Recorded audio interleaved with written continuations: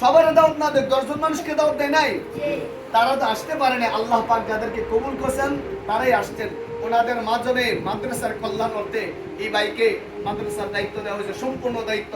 উনি ওনার মতে মাদ্রাসা কিভাবে পরিচালনা করতেছেন, আর বিশেষ করে আমরা মাহফিলকে কেন্দ্র করে আজকে আপনাদের থেকে একটা পরামর্শ নেওয়া যে কি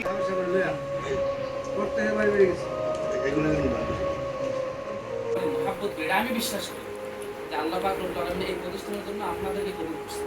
আমিন। আল্লাহুম্মা আমিন।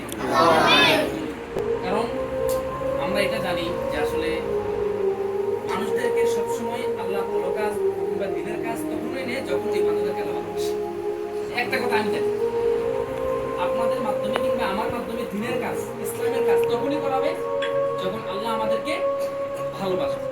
আল্লাহ যেই বান্দাদেরকে ভালোবাসে সেই বান্দার কাছে দিনের কাজ নেই। আমি গুনাহগার ডাকতেছি, আপনারা আসছেন, এটা আমার জন্য না, একমাত্র কোরআনের ঘরের জন্য আসছেন, আমি কেউ না। আসলে আপনাদেরকে বারবার ডাকানো, বারবার বলবো, বারবার আনানো, এটা কেমন বিষয়? আপনারা সবাই ব্যস্ত, যেরকম আজকে এখানে আসছেন 2 থেকে 3টা মিটিং খাওয়াই এখানে আসছেন, এটা আল্লাহর জন্য করছি। এর জন্য চিন্তা ভাবনা করছিলাম যে একটা মাহফিল মিটিংটা করার আগে, ডেটটা করার আগেই আমি আপনাদেরকে ডাকি। তারপর চিন্তা করলাম এখন একবার ডাকানো, তোরা আবার ডাকানো, তোরা আবার ডাকানো, সেটা কেমন না? এর জন্য মাহফিলের ডেটটা করলাম।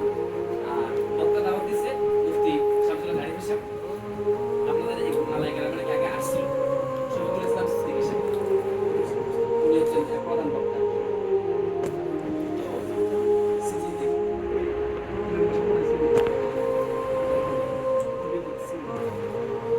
তো ওনাকে দাওয়াত দেওয়ার মাধ্যমে আমরা নভেম্বরের 22 তারিখ একটা ডেট ফিক্স করছি। এখন তো যে ডেট ফিক্স করা মানেই এই না যে মাহফিল করা হবে। মাহফিল করার জন্য সর্বপ্রথম আল্লাহর দয়া রহমত লাগবে, দ্বিতীয় হচ্ছে আপনাদের হাত লাগবে, আপনাদের সহযোগিতা লাগবে।